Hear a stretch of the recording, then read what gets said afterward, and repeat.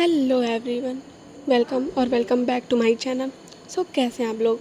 I hope आप सब अच्छे होंगे। आज सबसे पहले मैंने बनाया टू डू लिस्ट, जिसमें मैंने पूरे 5 सब्जेक्ट लिए थे।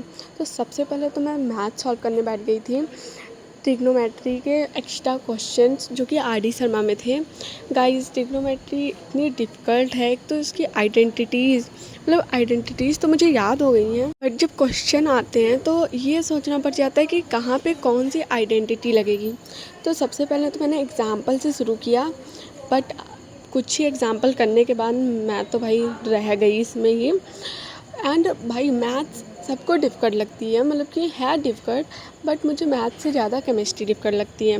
लेकिन ट्रिग्नोमेट्री से पता चल गया कि मैथ्स डिफ़िकल्ट है। मतलब आ तो गई है आइडेंटिटी, बस ये नहीं पता कि कहाँ कौन सी आइडेंटिटी लगती है। और गाइस, आपको मतलब कि जो सब्जेक्ट डिफ़िकल्ट लगे वो आपको रोज़ पढ़ना चाहिए, हर 1 घंटे पढ़ना चाहिए। आप सारे सब्जेक्ट मत पढ़िए, मतलब जो एवरेज है उसे 1 दिन 2 दिन गैप करके पढ़िए, बट जो आपके लिए डिफ़िकल्ट लगता है ना उसे आप ज़रूर पढ़िए।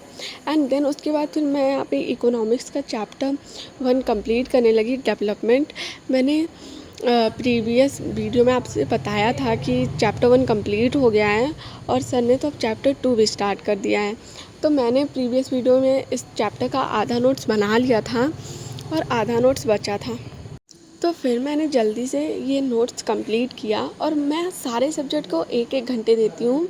एंड देन उसके बाद फिर मैंने यहाँ पे कंप्यूटर स्टार्ट कर दिया था। प्रीवियस वीडियो में मैंने कंप्यूटर भी पढ़ा था, बट आधा ही चैप्टर पढ़ा था क्योंकि मैं सारे सब्जेक्ट को 1-1 हार्स देती हूँ और 1 हार्स भी कंप्लीट हो गया था और मुझे और भी सब्जेक्ट कंप्लीट करना था।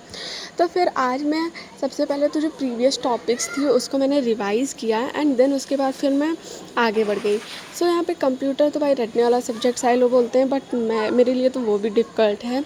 मैं यहाँ पे समझ के पढ़ रही थी और मैं मंडे को टेस्ट भी था एक्सरसाइज का।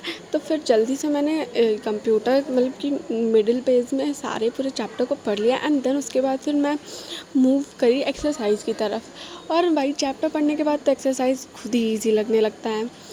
फिर मैंने जल्दी से कंप्यूटर कंप्लीट किया। और अगर आपको जानना है कि मैं कौन सा क्वेश्चन बैंक यूज़ करती हूँ, उसके लिए आपको नेक्स्ट वीडियो देखना पड़ेगा जो कि है शॉर्ट्स। मतलब कि मैं शॉर्ट्स भी बना लूँगी उसका और एक लॉन्ग वीडियो भी बना लूँगी। अगर आपको चाहिए हो कि मतलब कि कौन सा क्वेश्चन बैंक अच्छा होता है तो आप वेट करिए मेरे शॉर्ट्स के लिए, जो कि मैं बस नेक्स्ट वीडियो में ही डाल दूँगी। फिर उसके बाद मैं यहाँ पे NCERT रीड करने लगी, केमिस्ट्री का चैप्टर नंबर 2, क्योंकि भाई बिना NCERT रीड किए तो कुछ होता नहीं है। और केमिस्ट्री मेरे लिए बहुत ज़्यादा डिफ़िकल्ट है, मतलब कि हद से ज़्यादा डिफ़िकल्ट है। मैंने अभी आपको बताया कि मैथ से ज़्यादा मेरे लिए साइंस डिफ़िकल्ट है और इसमें तो मुझे कुछ समझ नहीं आया उतना, बट रीड करने पे थोड़ा बहुत तो आ ही गया। फिर जल्दी से मैंने रीड किया। प्रीवियस वीडियो में मैंने केमिस्ट्री भी पढ़ी थी प्रशांत भैया से।